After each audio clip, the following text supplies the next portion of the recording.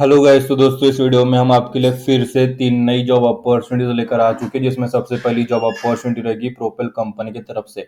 Propel off campus 2025 hiring software developer job position के लिए propel company द्वारा off campus hiring निकल चुकी है और इस रिलेटेड हम आपके साथ यहाँ पे डिटेल में आगे सारी चीजें शेयर करेंगे। सबसे पहले इसकी जो है कंपनी नेम प्रोपेल रहेगा। Job role software developer. Job type full time रहेगा। एक्सपीरियंस की बात करें तो फ्रेशर्स इसके लिए एलिजिबल है, अप्लाई कर सकता है। रिक्वायर्ड स्किल्स यहाँ पे क्या क्या एलिजिबल है, तो यहाँ पे सबसे पहले फाउंडेशन इन प्रोग्रामिंग कंसेप्ट, यहाँ पे अच्छी खासी फंडामेंटल जो चीजें हैं प्रोग्रामिंग के बारे में वो अच्छी खासी स्ट्रॉन्ग नॉलेज उसके बारे में होना चाहिए। एनालाइज प्रॉब्लम की जो एबिलिटी है वो अच्छी खासी होनी चाहिए। डिवाइस इफेक्टिव सॉल्यूशंस की जो एबिलिटी है वो होनी चाहिए। Self motivated and take initiative जो है प्रोएक्टिव अप्रोच आपके पास होना चाहिए। और oral and written verbal and written communication skill यहाँ पे बहुत जरूरी है, रिक्वायर्ड स्किल्स में अंतर्गत आता है। एलिजिबिलिटी क्राइटेरिया की बात करें तो open to all specialization within a minimum of 60% aggregate and no outstanding areas. मतलब 60% जो मार्किंग की क्राइटेरिया है वो यहाँ पे एलिजिबल है।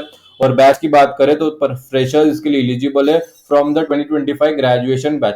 2025 में जो ग्रेजुएट होने वाले उन्हीं के लिए ये जॉब अपॉर्चुनिटी यहाँ पे देखने को मिल जाती है। एम्प्लॉयमेंट टाइप ट्रेनिंग रहेगा। मैंडेटरी 6 मंथ का ट्रेनिंग पीरियड यहाँ पे आपको कंपलसरी करना ही होगा। लोकेशन चेन्नई रहेगा। टेक्निकल जो रिक्वायरमेंट्स है कंपनी द्वारा, तो यहाँ पे सबसे पहली बात प्रोग्रामिंग लैंग्वेज के बारे में पता होना चाहिए। कम से कम एक लैंग्वेज के ऊपर प्रोफिशिएंसी होनी चाहिए, जैसे C++, जावा, सी हैश और जावा स्क्रिप्ट। ये जो 5 लैंग्वेजेस मैंने बताई है, C++, जावा, सी हैश और जावा स्क्रिप्ट, इनमें से कम एक लैंग्वेज में प्रोफिशिएंसी आपके पास होनी चाहिए, अंडरस्टैंडिंग होनी चाहिए।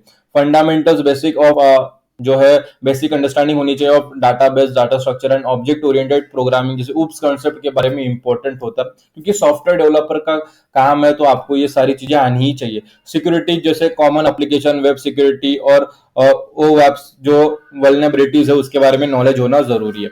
सिलेक्शन प्रोसेस आपका यहाँ पे 3 स्टेप्स में रहेगा। जैसे पहले एप्टीट्यूड टेस्ट आपका इवेल्युएशन किया जाएगा। General aptitude and problem solving skill जो है उसे इवेल्युएट करा जाएगा।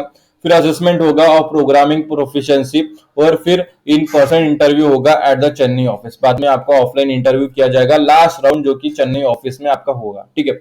How to apply for Propel, तो इसकी लिंक आपको इस वीडियो की डिस्क्रिप्शन में प्रोवाइड कर दी गई है। प्रोपेल अप्लाई लिंक जैसे आप उस पर क्लिक करते हो आपके सामने ये पेज ओपन हो जाता है। ये पेज ओपन होने के बाद सारी चीज आपको अच्छी तरीके से पढ़ लेनी है, समझ लेनी है, नीचे स्क्रॉल करना है, फिर यहाँ पे अप्लाई नाउ पर क्लिक कर देना। जैसे आप अप्लाई नाउ पर क्लिक करोगे एक नया पेज हमारे सामने ओपन हो जाता है। यहाँ पे देख सकते हो फ्रेशर्स 2025 बैच सॉफ्टवेयर डेवलपर। आपको कुछ नहीं करना है, अप्लाई कैसे करना है तो आई एम इंटरेस्टेड पर क्लिक करना। जैसे हम इंटरेस्टेड पर क्लिक करोगे एक नया पेज हमारे सामने ओपन हो जाता है। ये एप्लीकेशन फॉर्म है, फिलअप करना है और यहाँ पे सबमिट एप्लीकेशन पर क्लिक करना और आपका जो एप्लीकेशन है सक्सेसफुली सबमिट हो जाएगा। नेक्स्ट जॉब अपॉर्चुनिटी रहेगी यूरोफियंस कंपनी की तरफ से। Eurofins hiring associate software engineer. Associate software engineer job position के लिए यूरोफियंस कंपनी द्वारा हायरिंग निकल चुकी है और इस रिलेटेड सारे टॉपिक सारे कंसेप्ट हम आपके साथ डिटेल में आगे डिस्कस करेंगे। सबसे पहले इसका post name associate software engineer रहेगा। वर्क एक्सपीरियंस की बात करें तो 0 to 12 मंथ, मतलब फ्रेशर्स भी इसके लिए एलिजिबल है, या आपके पास आईटी इंडस्ट्री एक्सपीरियंस है 1 साल तक का रिलेवेंट फील्ड में, तब भी आप इसके लिए एलिजिबल माने जाओगे, आप अप्लाई कर सकते हो। ऑब्जेक्टिव वगैरह पढ़ लीजिएगा। एक रिक्वायर्ड क्वालिफिकेशन में आपको बता देता हूँ, तो यहाँ पे एजुकेशन होना चाहिए बीटेक या be in computer science, IAS, EC या ट्रिपल ई। अगर आपके पास एमसीए की डिग्री है तब भी चलेगा, एमएस की डिग्री है तब भी चलेगा, और बीएससी इन सीएस आईटी की डिग्री है तब भी आप इसके लिए एलिजिबल रहेंगे, आप अप्लाई कर सकते हो।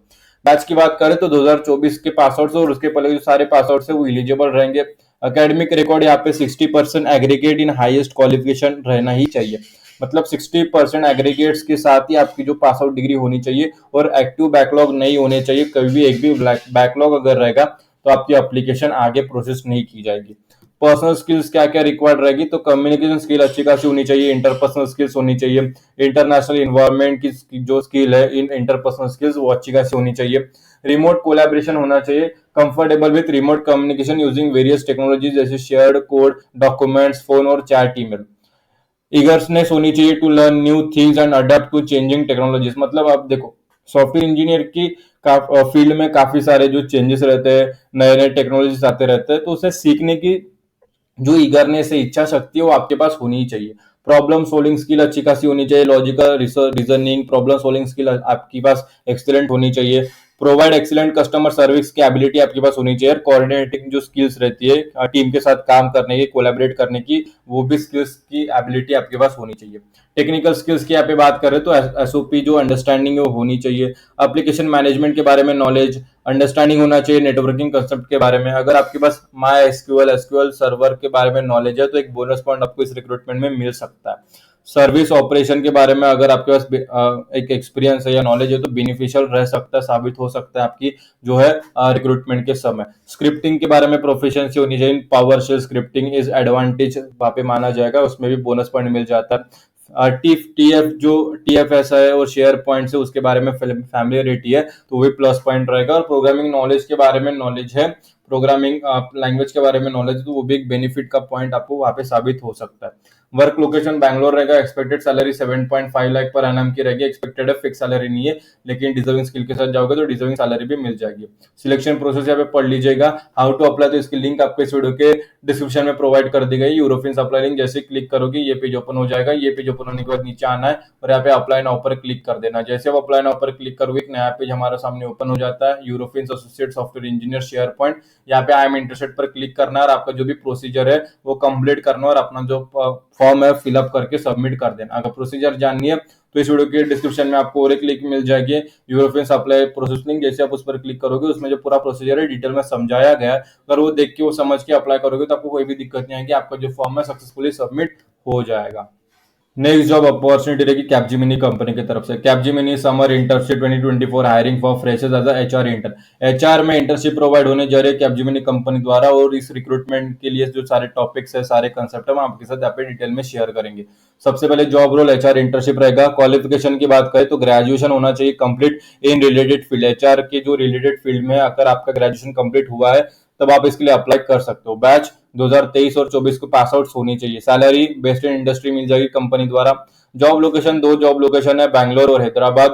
लास्ट डेट आपको जल्द से जल्द इसे अप्लाई करना है। की रिस्पॉन्सिबिलिटीज क्या रहेगी इन इंटर्नशिप, क्या ड्यूटीज रहेगी, तो सबसे पहले टीम को मैनेज करना, ओवरसीइंग करना, और टीम ऑफ प्लेटफॉर्म इंजीनियर, ठीक है। टेक्निकल डिजाइन मेकिंग मतलब स्ट्रेटेजी डिसीजन को मेक करना होता है, बनाना होता है about platform architecture and tool process. जो टेक्निकल स्किल्स रहती है ऑफ टीम मेंबर उसे गाइड करना, उसे डेवलप करना आपकी जिम्मेदारी होती है। डिमॉन्स्ट्रेट करना होता है deep expertise in platform engineering principle and expertise. Contribute आपको वहां पे देना होता है to the growth and advancement of the platform engineering communicative. Required skills and experience क्या रहेगा, इन सब रिस्पॉन्सिबिलिटीज को निभाने के लिए क्या रिक्वायर्ड रहेगा कंपनी की तरफ से, तो cloud service, automation, system architecture and platform engineering principles के बारे में डेप्थ नॉलेज होना चाहिए, डिटेल में नॉलेज आपके पास होना चाहिए, टेक्निकल बैकग्राउंड आपका अच्छा खासा रहना चाहिए। लीडरशिप एबिलिटी होनी चाहिए, lead to manage a team, mentor other and make strategic decision. मतलब आपको कुछ डिसीजन लेने की क्षमता आपके पास होनी चाहिए, टीम को मेंटर करने की क्षमता आपके पास होनी चाहिए, और टीम को मैनेज और लीड करने की भी जरूरत आपको अगर पड़ जाती है तो वो भी एबिलिटी आपके पास होनी चाहिए। प्रॉब्लम सॉल्विंग स्किल होना चाहिए, कुछ भी प्रॉब्लम आती है, technical challenges, complex technical challenges, उसे आइडेंटिफाई करके उसके ऊपर सॉल्यूशन लाके उसे रिसॉल्व करना, उसकी कैपेसिटी आपके पास होनी चाहिए। कम्युनिकेशन स्किल अच्छी खासी होनी चाहिए to interact with team members, stakeholder and the broader community, ठीक है। कंटिन्यूअस लर्निंग की एबिलिटी आपके पास होनी चाहिए। कमिटमेंट होना चाहिए कि भाई स्टे टू अपडेट, मतलब आपको अपडेट रहना होता है आपके डोमेन के अंतर्गत, जो भी ट्रेंड्स आते हैं, टेक्नोलॉजीज आते हैं, नई नई चीजें प्लेटफॉर्म इंजीनियरिंग के बारे में, वो आपको जानना है, सीखना है, और खुद को अपडेट करोगे तो कंपनी के बारे में और अपने काम के प्रति आप अच्छी तरीके से वर्क कर पाओगे, विद द नए ट्रेंड के साथ, उनके साथ कोलैबोरेट कर पाओगे, नई टेक्नोलॉजी के साथ मिलके उसे यूज करके एक अच्छी तरीके से आप काम कर पाओगे।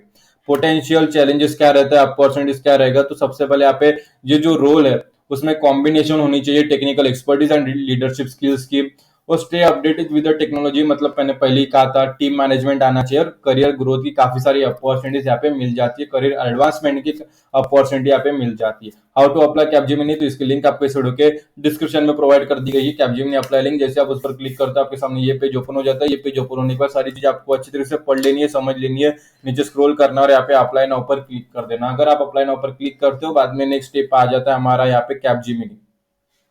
HR इंटर देख सकते हो, यहाँ पे अप्लाई नाउ पर क्लिक करना और आपका जो भी प्रोसीजर है वो कंप्लीट कर देना। अगर अप्लाई प्रोसेस जानना है कैसे अप्लाई करना है तो इस वीडियो के डिस्क्रिप्शन में आपको और एक लिंक मिल जाएगी, कैपजेमिनी अप्लाई प्रोसेस लिंक। जैसे आप उस पर क्लिक करते हो उस वीडियो में जो पूरा प्रोसेस है A to Z कैसे अप्लाई करना है सक्सेसफुली तक, तो वो उसमें पूरा समझाया गया, एक्सप्लेन किया गया। अगर वो देख के वो समझ के अप्लाई करोगे तो कोई भी दिक्कत नहीं आएगी, आपका जो फॉर्म है, एप्लीकेशन फॉर्म है, सक्सेसफुली सबमिट हो जाएगा।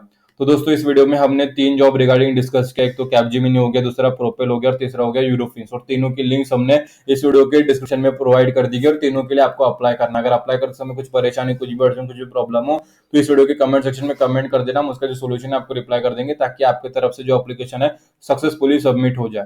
तो आज की वीडियो में इतना ही, फिर मिलेंगे अगली वीडियो में फिर नई जॉब अपॉर्चुनिटीज के साथ। तब तक स्टे ट्यून। और ये वीडियो आप सभी ने पूरा देखा इसलिए आप सभी का तहे दिल से धन्यवाद।